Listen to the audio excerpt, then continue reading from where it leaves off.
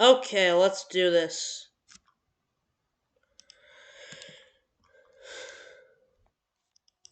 Undertale. My favorite game and Tony Sonic's favorite game. So, which of these characters falls under the good and evil spectrum? Now let's see. Which character deserves to be in the overworld, and which character deserves to rot away in the underground? I'm Pedram with my channel, and today I'll be discussing um, Undertale, good to evil. And if you're wondering why, this is for the celebration of Tony Sonic's 1,000 subscribers. Because he loves Undertale. So I'm gonna do this. So our first category is the good. The gold medal of good goes to Papyrus. Papyrus is one of those only characters who would never hurt a fly. I mean, yes, he would attack you in his fight, but the reason why is not to hurt or harm you. He only wants to weaken you so he can capture you. But he won't allow you to rot in his place, in his shed. He would allow you to come out and fight again. And if he will offer you mercy, and he's always a good-hearted skeleton, and he never kills anybody. And given that the only thing Papyrus had done bad was just try and capture you, and that it wasn't out of malice, I thought it would be good for Papyrus to have the gold medal of good. Getting our silver medal of good is Sans. Sans is one of those characters you would instantly recognize when somebody mentions Undertale. As soon as Undertale is mentioned, your mind immediately goes to Sans. But the reason why Sans gets the silver medal of good is not because of his popularity, but because of how he really cares for Frisk.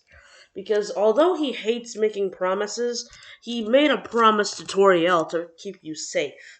And the reason why he would attack you during the genocide road is because of how many people in the underground that you have killed. Sans only wants to fight you if you are a very evil being. And given that the only bad thing Sans done was make bad puns, and that they weren't out of complete malice, I still thought I had to give Sans the silver medal of good. Earning our bronze medal of good is Toriel.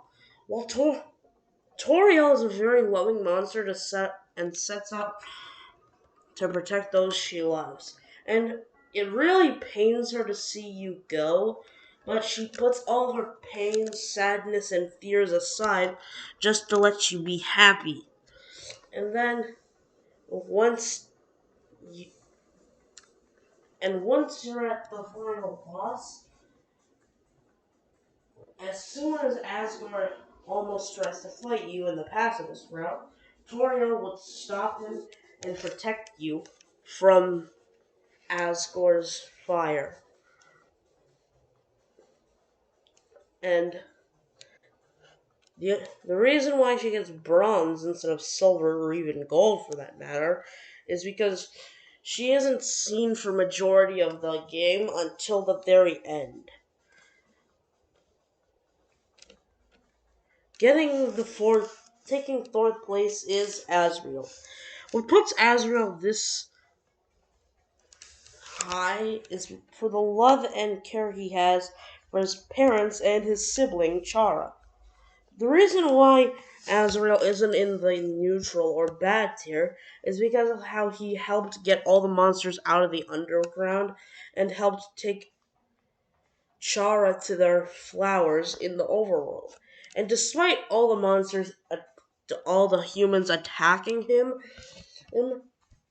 Azrael didn't fight back. Instead, he just looked at them, smiled, and then went back to the underground, where he died next to his sibling. Taking fifth, we have Pacifist Frisk. Pacifist Frisk, you don't know this. this is just Frisk. Frisk is a character who is really, really, really kind in the pacifist route, as they would never harm or attack anyone if they're being they're kind. But thanks to Frisk's kindness, they were able to bring all the monsters out of the underground and and make peace between the humans and monsters. Then we got Alphys. What keeps Alphys from our podium of good is because of how she didn't tell the monsters about the amalgamates and left them to die in the true lab. However, that doesn't make her heinous, as she's shown to really care for Frisk. As Mettaton said, she would watch you. She would smile when you succeed, shriek when you fail. As in, she would shriek when you die, showing she doesn't hate you at all. She just really cares for you. But the reason why she's not nowhere near the podium of good is because of how she's inconsistently admirable and how she's just pretty nervous about everything around her. Next, we have Undyne. Undyne is a very passionate warrior, but sometimes, on very rare occasions, she acts before thinking and puts the lives of others before after her own, which kind of makes her a target for sacrifice. But what keeps her in the good tier is the fact that do she didn't try to kill Frisk out of malice, for she just wanted to take Frisk's soul and use it to free all the monsters in the underground, showing how she doesn't hold any grudge. Showing, and she even lets you hang out with her and Papyrus, showing how she doesn't hold any grudges. And she even becomes friendly towards you, so all those other factors don't count. So let's move on. Now we are at the great area.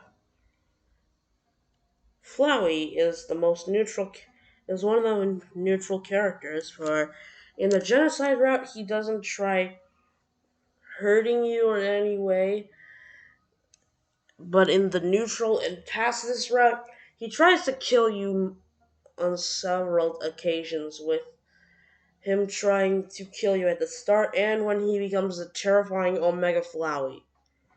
But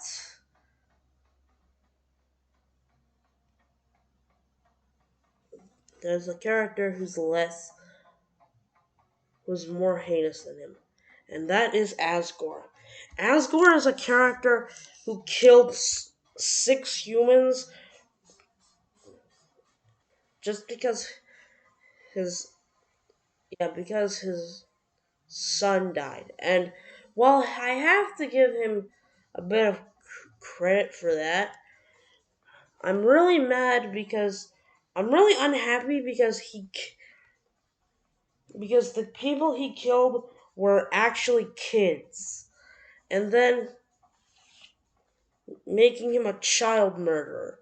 And although he cares for the monsters,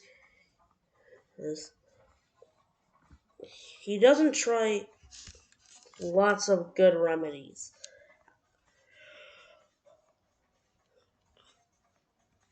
In fact, this is what Asgore should have done. Asgore should have asked Azrael to open the barrier a little bit, and then he would have went with his son, and then he went to the flower bed and said, excuse me, Mr. Humans, my my son here, he lost his friend. I'm very sorry for the inconvenience. Now, please just let him rest his friend there. But what keeps him out of the bad tier is because he redeems himself in the neutral and past its route. Now we go to the bad and the evil. The silver medal of evil goes to Chara. Chara is the character who would want in the genocide route. That's Chara's most heinous act, as Chara committed omnicide on all the monsters in the underworld. Not and what and Chara doesn't even try stopping you. And even worse, Chara told Azrael to fight back during the fight with the humans, knowing how Azrael's not a fighter.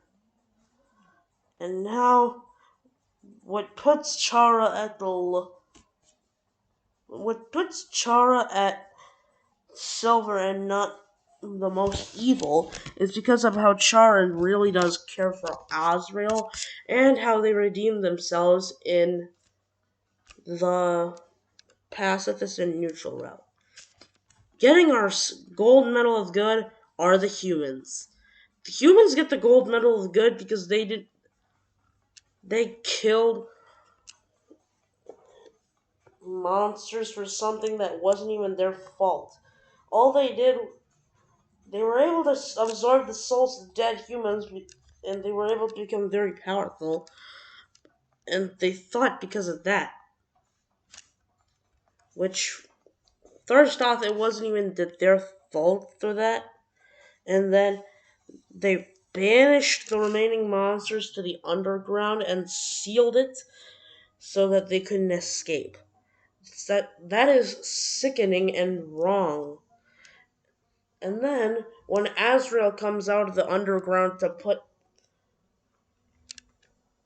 the to put poor Chara on the flower bed, what do the humans do? But the humans do nothing but attack and kill Azrael. And bear in mind, was only a kid, meaning they had committed child murder and they did not even care.